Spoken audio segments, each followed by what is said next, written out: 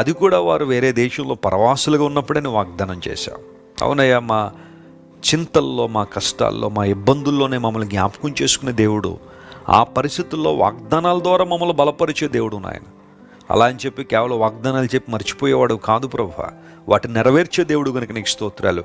కనాను దేశమును కొలచబడిన స్వాస్థ్యంగా నీ ప్రజలకు ఇచ్చావు.